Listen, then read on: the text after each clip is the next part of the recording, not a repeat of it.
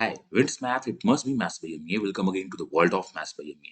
तो ये set theory double set का बहुत बेसिक सा क्वेश्चन है जो इस बार सी सैट में दिखा है। मैं चाहता हूँ कि please pause the video and try to solve this question. I hope आपने वीडियो पॉज की होगी, क्वेश्चन को सॉल्व किया होगा। आंसर लाना बहुत इजी टास्क है। मैं आपसे ये चाहता हूँ कि व्हाई नॉट पूरे कॉन्सेप्ट को समझा जाए, इस क्वेश्चन को सॉल्व किया जाए। तो आपके पास टोटल कितने पर्सन हैं? 120 पर्सन, जिसमें क्या है आपके पास इंडियंस एंड फॉरेनर्स हैं। तो मैं देखता हूँ कि मेरे पास क्या है, इंडियंस हैं एंड फॉरेनर्स हैं। टोटल कितने हैं? 80 इंडियंस एंड 40 फॉरेनर्स है। मैं चलो ठीक है, 80 इंडियंस हो गए, फॉरेनर्स हो गए। अब इसमें 70% कैन स्पीक इंग्लिश। अब मैं बोलता हूँ कि इसमें इंग्लिश स्पीक करने वाले एंड नॉन इंग्लिश स्पीक करने वालों का कॉम्बिनेशन दिखेगा। मैंने एक बनाया कि चलो इसको मैक्सिमा के लिए सॉल्व करते हैं, और इंग्लिश स्पीक करने और नॉन इंग्लिश स्पीक करने वालों के लिए भी मैंने क्या किया कि इसे मिनिमा के लिए सॉल्व करते हैं। अब ये मैक्सिमा मिनिमा सॉल्व कैसे होता है, अगर आप इस टाइप से देखोगे तो आप किसी भी क्वेश्चन को सॉल्व कर सकते हो। इन दोनों का समेशन 80 होना चाहिए, इन दोनों का समेशन 40 होना चाहिए, और इसके साथ साथ इन्होंने कहा है कि 70% स्पीक इंग्लिश। तो इंग्लिश टोटल 70 है, टोटल लोग कितने हैं? 120, तो ये 50 होगा। इसी कंडीशन के साथ हमें 70 और 50 में आगे बढ़ना है। अब चाहिए क्या? Number of Indians who can speak English. मुझे इस डेटा पे काम करना है। Which one is what? Maximum minimum जब भी पूछा जाता है तो हम रेंज पे काम करते हैं। If you try to find the range, बहुत इजीली हो सकता है। सबसे पहले मैं इसको मानता हूं कि इसका मैक्सिमम वैल्यू क्या होगा और इसका मिनिमम क्या होगा। तो आप देखो, ये आपका टोटल समेशन कितना है? इन दोनों का समेशन 70 है और इन दोनों का समेशन कितना है? 80 है। तो हम मैक्सिमा यहाँ पे 70 डाल सकते हैं।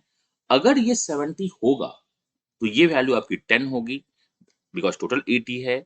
और ये 70 होने के लिए यहाँ 0 होगा, इस कॉलम पे ये 40 होगा। तो मुझे पता है इंग्लिश इंडियन मैक्सिमम कितने जा सकते हैं? इंग्लिश इंडियन मैक्सिमम 70 तक जा सकता है। अब मुझे इसको मिनिमा करना है। तो देखो, इन दोनों का समेशन जो क्या है 80 है और इन दोनों का समेशन 70 है। अगर मैं यहाँ पे 0 पुट कर दूं, मिनिमा 0, अगर मैं यहाँ 0 पुट कर दूं तो ये 70 नहीं हो सकता है। इसका क्या मतलब है? अगर आपको इसका मिनिमा चाहिए तो इसका क्या चाहिए? मैक्सिमा चाहिए।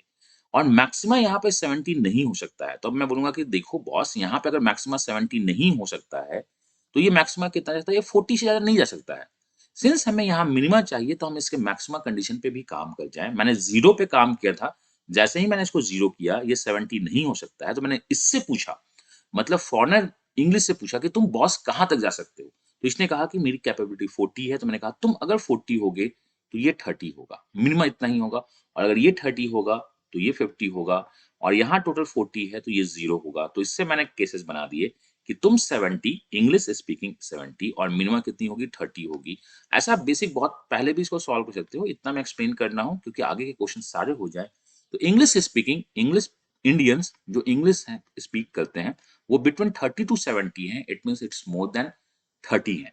Answer of this question is 20 गलत है, 30 गलत है, एंड लेस देन 30 भी गलत है। More than 30 plus more is best answer. ये करेक्ट आंसर नहीं, मैं आपको बता रहा हूँ, ये बेस्ट आंसर है। जो भी लोग हैं वो 30 से ज्यादा हैं, बट 30 से ज्यादा में 70 से ज्यादा भी हो सकते थे।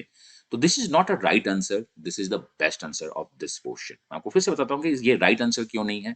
क्योंकि मोर देन 30 का मतलब 90 भी होता है, 100 भी होता है, जो यहाँ पे नहीं हो सकता है।